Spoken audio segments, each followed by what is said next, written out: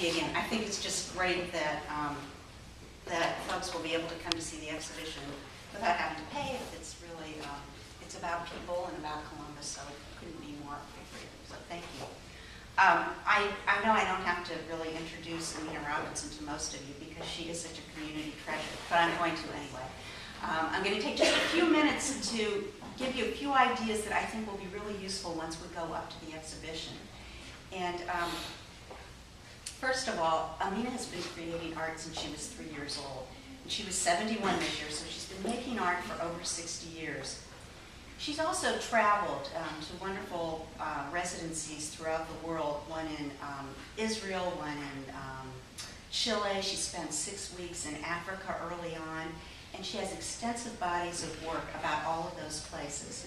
But I can tell you that her heart and soul are here in Columbus, Ohio, and she has, you know, the vast majority of her work really records the memories, the histories, the stories, the legends of family and community right here at home. It's safe to say that she has a spiritual calling to tell these stories, and she works just about around the clock to do that. Her artistic vocabulary is the result of her training as a professional artist at the Columbus Art School, which is now CCAD, but it's also the traditions that were handed down to her by her family.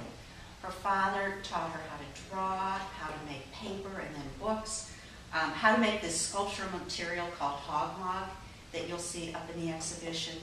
Her mother taught her sewing techniques like doing crochet and especially button work, which again is very evident in the exhibition. Her work is also firmly grounded in African art traditions and philosophy. For example, Aminah rescues objects that were thrown away by people who are trained to see only single functions in them.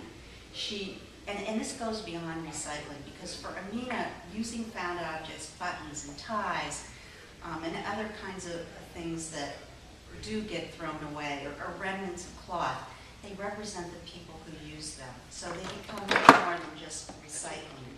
Her RagGonNons, for example, are pieced together and are layers of fabric in the same tradition that African artists take strips of kente cloth and sew them together.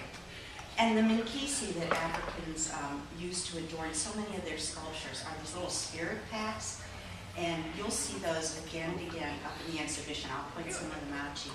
But they too represent the spirits. They can be the spirits of living people, they can be the spirits of people who passed away. So again, it imbues her work with this kind of multi-layered feeling. And I think most important of all is her belief in the African concept of Sankofa. That is, if you know your origins, you will never die. Or if you know your past, you'll be able to move forward. I think that has been a driving force in Aminah's work for all of these years, and you'll see that again as she documents Mount Vernon Avenue and her growing up years here in Columbus.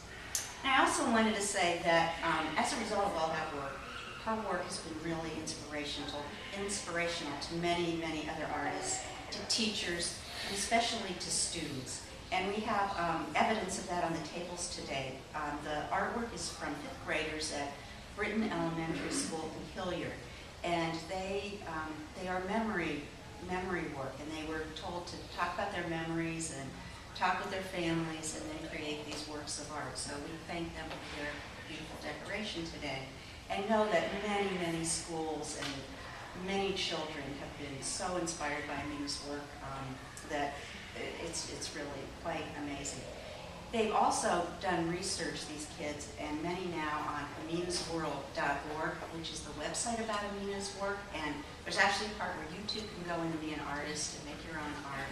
And what's so wonderful is that being on the web, we get people creating this art from all over the world. So it's quite wonderful, and I really urge you to take a look at that. And with that, we'll go upstairs and see the real thing.